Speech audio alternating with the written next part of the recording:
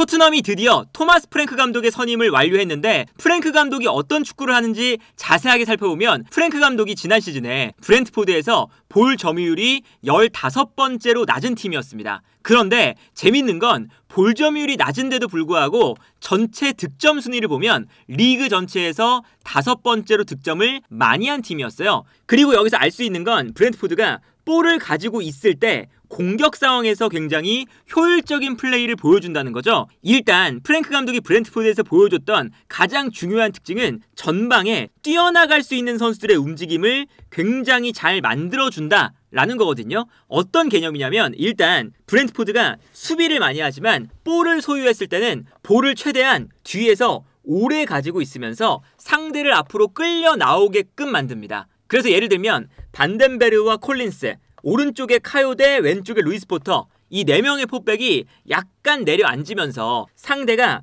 달려 나올 수 있게끔 만들어요. 그리고 당연하게도 상대가 달려 나오면 그만큼 브렌트포드를 상대하는 팀의 수비 라인 자체가 올라오게 되잖아요. 그러면 수비 라인이 올라왔을 때 뒷공간으로 은베모, 위사, 케빈 샤데 이런 선수들이 뛰어 들어가는 건데 여기서 중요한 건 뛰어 들어가는 동선에 대한 정리, 특히나 경기장을 4구역 정도로 나눠서 이 4구역으로 뛰어 들어갈 수 있는 구조를 굉장히 잘 만들거든요. 예를 들면 은베모, 위사, 사데가 앞쪽에 3명의 선수가 배치가 되어 있지만 사실상 4명의 선수를 배치하기 위해서 굉장히 다양한 전술을 사용합니다. 예를 들어서 은베모, 위사, 사데에 더해서 루이스 포터가 위로 올라갈 때가 굉장히 많아요. 루이스 포터가 기본적으로는 측면 공격수로 뛰던 선수인데 지난 시즌에 포지션 변경을 해서 왼쪽 풀백으로 뛰었거든요. 그러다 보니까 루이스 포터를 최대한 공격적으로 올리면서 케빈 샤데, 위사, 은베모 4명의 선수가 이렇게 달려나갈 수 있는 구조를 자연스럽게 만들어준다는 거죠.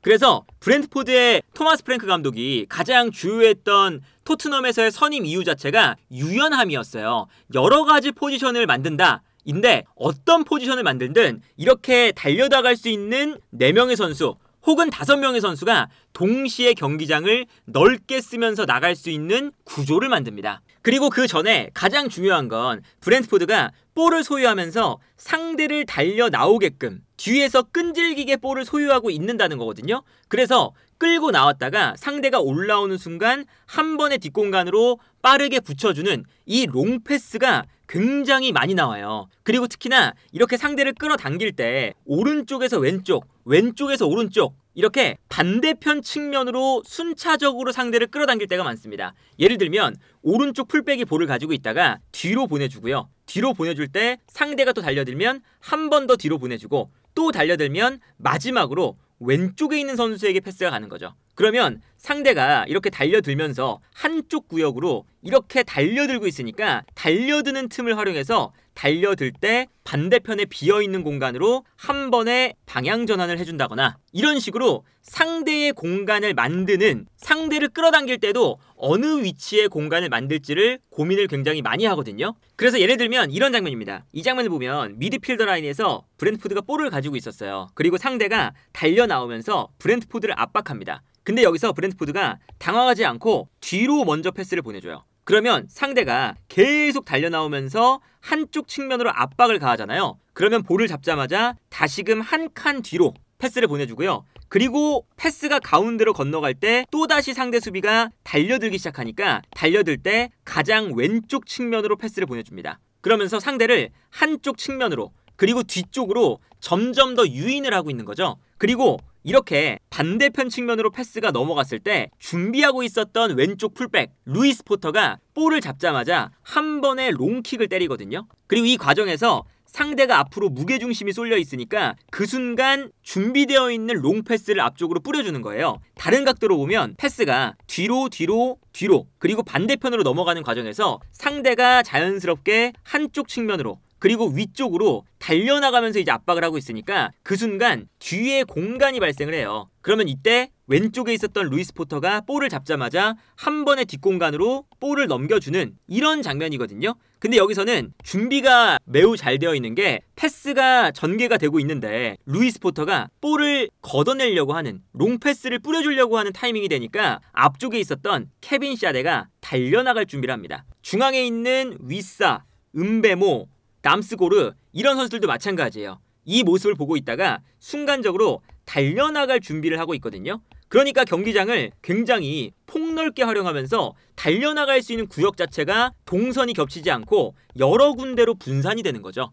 그리고 여기서 패스를 뿌려주는 순간 달려나가는 케빈 샤데에게 한 번에 패스가 떨어지면서 이 공간을 완전히 무너뜨립니다. 그리고 여기서도 케빈 샤데의 움직임이 굉장히 주요했던 게 볼을 왼쪽에 있는 풀백이 볼을 잡을 때 내려가서 패스를 받을 수 있는 이런 상황이 생기잖아요. 아무래도 왼쪽에 있는 루이스 포터가 뒤로 내려갔기 때문에 상대의 미드필더도 앞쪽으로 달려나가고 그러면 이 공간이 비기 때문에 약간 내려오는 척을 해요. 그리고 실제로 내려와서 볼을 받을 수도 있는 거죠. 그러니까 약간 내려오는 척을 하면서 볼을 받으려고 움직이니까 상대 수비도 어쩔 수 없이 따라가면서 내려가는데 그 순간 바로 방향을 바꿔서 앞쪽으로 달려간다는 거죠. 그래서 수비가 순간적으로 여기서 한 템포 늦게 달려나가는 케빈 샤데를 놓쳤습니다. 그리고 이 공간으로 한 번에 롱패스가 들어가면서 뒷공간이 무너지는 거죠. 그리고 무너지는 동안 아까 설명드렸던 것처럼 가운데에서 위사, 담스고르, 은베모가 또다시 구역을 나눠서 본인의 구역으로 뛰어들어가기 시작합니다. 이렇게 경기장을 넓은 구역에서 굉장히 여러 채널로 들어가다 보니까 이 모든 채널을 수비수 입장에서 모두 커버하기가 기본적으로는 불가능에 가까워요. 그러다 보니까 이렇게 공간을 만들고 뛰어들어갈 수 있는 구조를 만드는 게 브렌트포드에서 토마스 프랭크 감독이 했었던 전략이라고 할 수가 있겠고, 여기서 케빈 샤데가 달려들어가면서 뒷공간을 무너뜨린 다음에 달려들어오는 위사, 담스고르, 은베모를 보고 안쪽으로 볼을 바로 넣어주죠. 그 다음에 여기서 이번엔 달려들어가는 위사가 마무리를 하는 장면을 볼 수가 있습니다. 반대로 이 장면 같은 경우에는 여기서 브렌트포드의 선수들이 한쪽 측면에 쏠려 있어요. 한쪽 측면에 쏠려 있다가 순간적으로 상대가 앞쪽으로 그리고 한쪽 측면으로 달려들고 있죠. 그러다 보니까 반대편에 있는 공간에 넓은 공간이 발생을 하고요. 이때 케빈 샤데가 달려갈 준비를 하고 있어요. 가까이 접근을 해서 여기서 중원 싸움을 하는 게 아니라 왼쪽에 있는 선수는 가장 넓은 공간으로 달려갈 준비를 하고 있는 거죠. 그러다 보니까 브렌트포드가 볼을 가져오자마자 달려나가는 케빈 샤데에게 찔러주고 케빈 샤데가 달려나가면서 이 공간에서 본인의 스피드를 살려서 앞쪽 공간을 또 무너뜨리고 있는 걸 볼 수가 있습니다. 그리고 동시에 중앙에서 위사, 반대편의 은베모, 또다시 경기장을 측면, 중앙, 측면 경기장을 세 군데로 나눠서 달려나가고 있는 모습을 볼 수가 있죠. 그래서 지난 시즌 브렌트포드의 프리미어리그에서의 기록을 보면 브렌트포드가 분명히 볼 점유율은 47.7%, 경기를 주동하지 못하는 팀이었어요. 그리고 패스 횟수도 90분당 450개, 리그 전체에서 15등이었거든요. 그런데 롱패스 횟수는 리그 전체에서 세 번째로 많은 팀이었습니다. 그만큼 공격 지역으로 롱패스를 많이 뿌려줬다는 것을 의미하거든요. 이 수치가 볼터치 횟수를 보면 알 수 있는데 볼터치 횟수가 수비 라인에서 굉장히 높아요. 브렌트포드가 수비 라인에서 네 번째로 볼터치를 많이 한 팀입니다. 그만큼 본인들의 진영에서 볼을 많이 점유하고 볼터치가 많은데 미드필더 라인에서는 17등이에요. 그러니까 미드필더 라인에서는 볼터치가 거의 이루어지지 않았습니다. 그런데 롱패스로 수비 라인에서 공격 라인으로 한 번에 점프를 해서 넘겨주다 보니까 공격 라인, 특히나 페널티 에어리어 안쪽에서의 볼터치는 9번째로 높은 팀이 브렌트포드였습니다. 볼 점유율이 15번째로 높은 팀인데 페널티 박스 안에서의 볼터치가 9등, 그리고 본인들의 진영 수비 지역에서의 볼터치는 네 번째로 많은 팀이라는 거. 이 수치가 기본적으로는 프랭크 감독 체제에서 브렌트포드의 빌드업 과정 그리고 본인들이 추구하는 전술적인 색채가 명확해 보이는 수치라고 할 수가 있는 거겠죠. 그래서 예를 들면 이런 장면입니다. 이 장면을 보면 수비 라인에서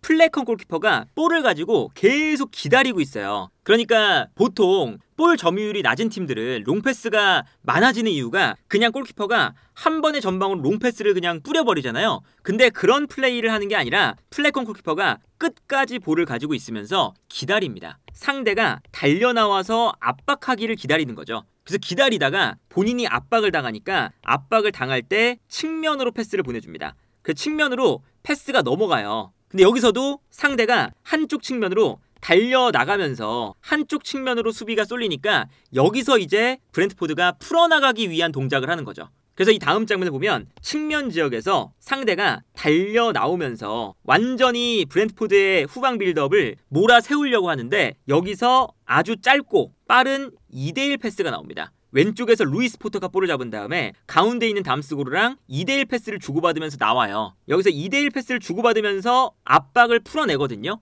근데 압박을 풀어내면 이게 다른 각도로 보면 한쪽 측면, 반대편 측면에서 상대 수비가 쏠려 있을 때 달려나갈 준비를 하고 있는 은베모가 있습니다. 그래서 여기서 2대1 패스를 주고받으면서 풀어나왔을 때 압박을 이겨냈을 때 바로 은베모가 넓은 공간으로 뛰어들어가죠. 뛰어들어가는 은베모에게 한 번의 스루 패스, 이 패스가 들어가면서 이 넓은 공간을 이제 쓰는 거거든요. 그래서 달려나가면서 은베모가 뒷공간을 완전히 무너뜨리게 되고요. 여기서 득점을 기록하는 은베모의 결정력까지 이어지게 됩니다. 이런 장면을 보면 확실히 본인들의 지역에서 볼을 가지고 있다가 탈압박에 성공한 이후에 바로 뒷공간으로 빠르게 패스를 보내주는 이렇게 공간을 후방에서 전방으로 빠른 속도로 공략하는 거. 그러다 보니까 수비 라인에서의 볼 점유도 많고 공격 라인에서의 볼 점유도 많은, 다만 미드필더 라인을 거쳐가는 횟수 자체는 적은 이러한 데이터가 나오게 된다는 거죠. 그리고 여기서 재밌는 게 아까 말씀드리기도 했지만 기본적으로 이렇게 4-2-3-1 전형을 사용할 때 이 과정에서 은베모, 윗사, 케빈 샤데, 루이스 포터 이렇게 4명의 선수가 달려나가기도 하지만 기본적으로 앞쪽 공간, 이 4개의 구역을 나눠놓고 이 4공간으로 뛰어들어가는 선수를 어떤 포메이션을 쓰든 선수들이 채워지도록 만들거든요. 어떤 거냐? 아까 설명드렸던 것처럼 루이스 포터가 올라오면서 이렇게 4명의 선수가 될 수도 있고요. 반대로 담스고르가 올라오면서 4명의 선수가 이렇게 달려나갈 수도 있습니다. 그럼 그때는 루이스 포터와 오른쪽 풀백 카요데 이런 선수들이 내려오면서 상대를 끌어당긴 다음에 4명의 선수가 뛰어나가는 거겠죠? 근데 반대로 루이스 포터가 뛰어나갈 때는 오른쪽에 카요데가 아니라 아예르가 나올 때가 많아요. 아예르는 기본적으로 오른쪽 풀백이지만 이 선수가 공격적인 풀백은 아니잖아요. 그러면 루이스 포터가 과감하게 올라갈 때 샤데, 윗사, 은베모, 담스고르가 꼭지점에 있고 이때 아예르가 약간 3백을 만들어주면서 편안하게 루이스 포터가 올라갈 수 있는 이런 구조를 만들어준다는 거죠. 그래서 아예르가 3백이 되는 이런 장면도 나오고요. 상황에 따라서는 4-2-3-1 전형이 아니라 차라리 4명의 이제 포백을 기준으로 4-3-1-2를 쓸 때도 있습니다. 이렇게 되면 윗사와 은베모가 투톱이 되거든요. 그리고 미드필더 라인에 자연스럽게 한 선수가 추가가 되면서 이런 형태가 돼요. 그리고 이렇게 4-3-1-2 전형을 만들 때는 이제 어떠한 형태로 공격이 진행이 되냐면 좌우 풀백에 모두 공격적인 선수를 기용을 하죠. 그래서 오른쪽 풀백 자리에 아예르가 아니라 이번에는 카요데가 기용이 되거든요. 이렇게 되면 자연스럽게 루이스 포터와 카요데가 풀백들이 공격적으로 올라갑니다. 그러면 그 순간 자연스럽게 3미들에서 3명의 선수가 넓게 배치가 되면서 풀백의 공간을 채워주는 거죠. 그리고 이 미드필더들이 측면으로 내려가면서 상대를 앞쪽으로 끌어내는 이 역할을 오히려 미드필더들이 하면서 상대를 측면으로 끌어내고요. 풀백들은 공격적으로 올라가서 과감하게 올라가고 결국에는 또다시 4구역으로 나눠서 이 구역에서 달려나가는 4명의 선수가 있는 이러한 형태가 되는 거거든요. 그리고 이러한 형태는 상황에 따라서 4-2-3-1 전형에서도 거의 비슷하게 나옵니다. 어떤 거냐? 담스고르가 이렇게 꼭지점에 있지만 담스고르가 여기만 있지 않고 순간적으로 왼쪽이나 오른쪽으로 내려와줘요. 그러면 자연스럽게 3미들이 형성이 되니까 이렇게 미드필더가 넓게 펼쳐지면서 뒷공간을 커버해주고 오히려 풀백들이 올라가서 앞쪽의 공격을 도와주기 시작을 하는 거죠. 그래서 이럴 때는 루이스 포터나 오른쪽의 카요데 이런 풀백들까지 같이 올라오면서 5명의 선수 더 뛰어들어가는 채널이 늘어나면서 달려나갈 수 있게끔 이렇게 미드필더들이 뒤를 커버해주는 이런 전형도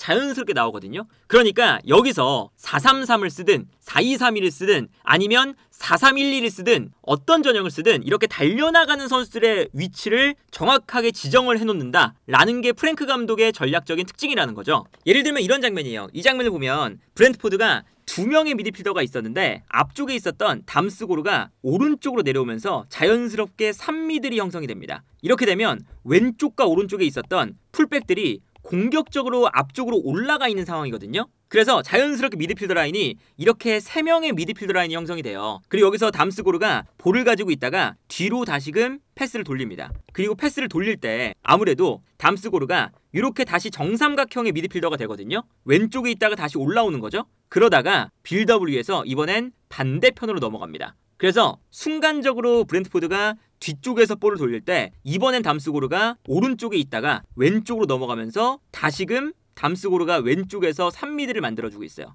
이렇게 미드필더 라인이 넓게 포진하다 보니까 풀백들은 올라갈 수가 있는 거거든요. 그리고 여기서 담스고르에게 패스가 연결이 되고 담스고르가 여기서 볼을 잡은 다음에 끌고 올라오는데 그 순간 아까 설명드린 것처럼 3미들이 이렇게 형성이 돼 있으니까 담스고르가 볼을 끌고 올라가는 순간 앞쪽에는 루이스 포터 달려가고 있고 케빈 샤데 달려가고 있고 위사 그리고 은베모가 달려가고 있습니다. 그리고 경기장 끝에 안 보이지만 오른쪽 끝에서는 카요데까지 달려가고 있어요. 그래서 여기서도 결국에는 경기장을 굉장히 여러 군데로 나눠서 달려갈 수 있는 구조를 딱 만들어 놓고 있다고 볼 수가 있겠죠. 근데 반대로 이런 장면도 있습니다. 이제 아까 보여드렸던 것처럼 오른쪽에 카요데라는 공격적인 풀백이 아니라 아예르라는 센터백과 풀백을 모두 볼 수 있는 선수가 나오면 자연스럽게 미드필더 라인이 이렇게 3명으로 유지가 돼요. 그러면 오른쪽에 아예르는 덜 올라가고 왼쪽에 있는 루이스 포터는 공격적으로 올라가는 거죠. 이게 다른 각도로 보면 아예르는 올라가지 않으면서 자연스럽게 미드필더 라인에서 3미드를 형성하고 있고 이때 왼쪽에서는 루이스 포터가 올라가니까 앞쪽에 공격 숫자가 굉장히 많아지고 있어요. 5명의 공격수가 달려나갈 수가 있죠. 그러면 여기서도 자연스럽게 이 공격 숫자를 활용해서 순간적으로 이렇게 앞쪽에 5명의 선수가 달려나갈 수 있는 구조가 형성이 되잖아요. 그러면 그 순간 앞쪽에 있었던 한 선수가 내려오면서 수비를 끌어당기니까 뒤쪽에 있는 선수가 달려가면서 뒤쪽 공간을 침투를 해 들어가는 거죠. 그래서 이 움직임을 봐도 기본적으로 브렌트포드가 경기장을 구역별로 나눠서 뛰어들어갈 수 있는 공간을 굉장히 다양하게 만들어 놓고 여기서도 그냥 이 공간을 일직선으로 사용하는 게 아니라 한 명의 선수가 내려오면 다른 선수는 뒷공간으로 침투하는, 그래서 이 네 번째 공간을 뒷공간으로 침투해 들어가면서 활용을 하는 그런 장면이고요. 여기서 패스가 들어가니까 뒷공간을 완전히 무너뜨리는 장면을 볼 수가 있었습니다. 그리고 이런 장면에서도 아무래도 이제 상대팀 입장에서 보면 상대팀이 모든 공간을 막기가 굉장히 어려워요. 이렇게 5공간을 이렇게 분산돼서 선수들이 뛰어들어가고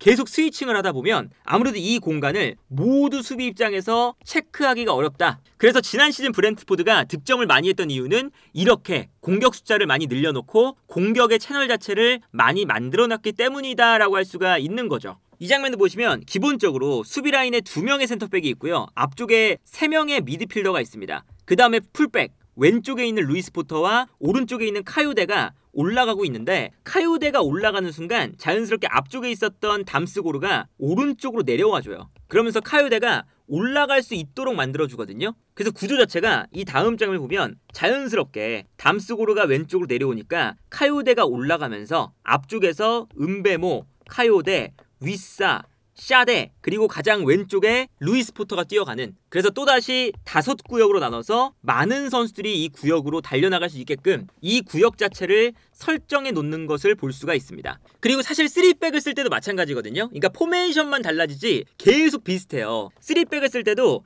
예를 들어서 미드필더 숫자가 한 명 줄어들면서 3백이 된다 라고 했을 때는 3-4-3 전형을 만들 때 자연스럽게 좌우 풀백을 높게 올리면서 5명의 선수가 달려나갈 수 있는 이런 구조를 만들기도 하고요. 3-4-3이 아니라 3-5-2처럼 이렇게 5명의 미드필더를 둘 때도 있거든요. 그러면 이때도 좌우 풀백들은 높게 올라가고 앞쪽에 있는 은베모와 위사가 2명 뛰어들어가는, 상황에 따라서 담스고르까지 같이 올라가는 이런 식으로 구성할 때도 있습니다. 그래서 3백을 쓰든 4백을 쓰든, 그리고 3백에서 3-4-3 혹은 3-4-1-2 혹은 4백에서도 4-3-3, 4-2-3-1, 4-3-1-2 어떤 전형을 쓰든 기본적으로 달려나가는 방향 자체가 굉장히 다양하다 라고 볼 수가 있겠고, 여기서 롱킥을 때려줬을 때 이 롱킥이 기본적으로 달려나가는 방향으로 설정이 되는 거잖아요. 그러다 보니까 달려나가는 선수들의 스피드가 중요하고, 달려나가는 선수들의 스피드가 중요한 동시에 여기서 이제 전방 압박이 중요해지는데, 그냥 앞으로 패스를 붙여줬을 때 우리 선수가 먼저 달려가서 볼을 잡을 수도 있지만 우리 선수가 아니라 상대 선수가 먼저 볼을 잡을 수도 있잖아요. 그러면 그 순간 달려나가는 힘을 활용해서 바로 압박을 합니다.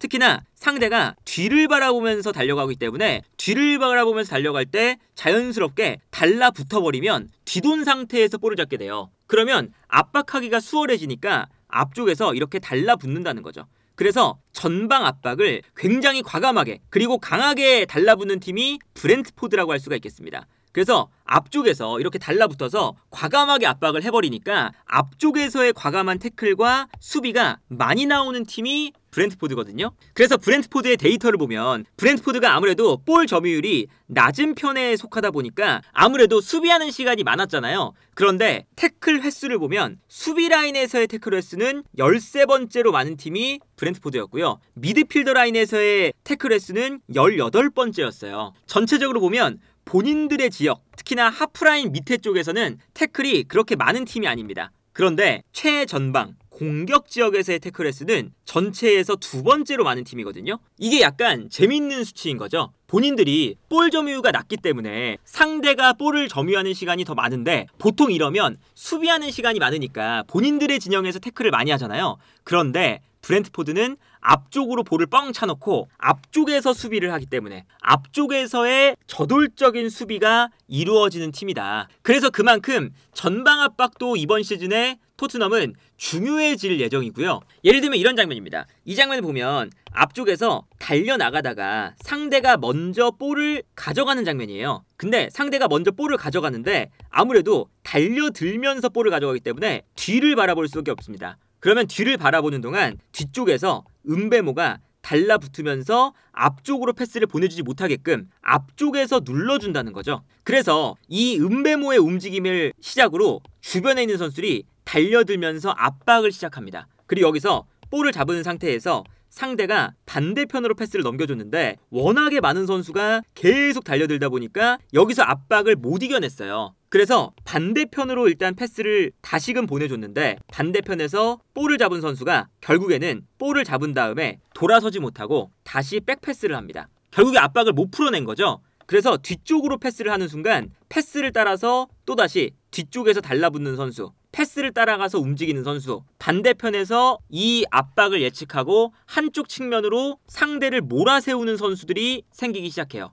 그리고 뒤로 패스를 준 다음에 뒤에서 볼을 잡으니까 또다시 뒤를 바라보고 있을 때 달려들면서 돌아서지 못하게 강하게 압박을 합니다. 그러면 어쩔 수 없이 백패스를 하니까 백패스를 하면 또다시 달려가서 모든 선수가 압박을 하기 시작하고요. 결국에는 줄 수 있는 공간이 없으니까 다시 백패스를 하면 또다시 한 칸 올라가서 모든 선수가 앞쪽에서 대인마크. 그러니까 이 상황에서는 상대팀이 모든 선수가 붙잡혀 있기 때문에 줄 수 있는 공간이 없어요. 그래서 결국에는 골키퍼에게 마지막으로 백패스를 합니다. 그리고 이때 기다렸다가 순간적으로 골키퍼에게 백패스가 들어가는 걸 보고 빠르게 달려나가는 거죠. 그래서 결국에는 골키퍼가 압박을 당해서 골키퍼가 당황하다 보니까 그냥 뻥 바깥으로 걷어내면서 브렌트포드의 볼 소유가 되는 굉장히 강렬한 압박이 들어가는 걸 볼 수가 있거든요. 그러니까 이런 걸 보면 어느 정도 이 브렌트포드의 경기 스타일을 확인할 수 있고 프랭크 감독이 토트넘에서 어떤 축구를 할지를 알 수가 있는 거죠. 기본적으로 상대를 끌어당긴 다음에 달려나가는 선수를 향해서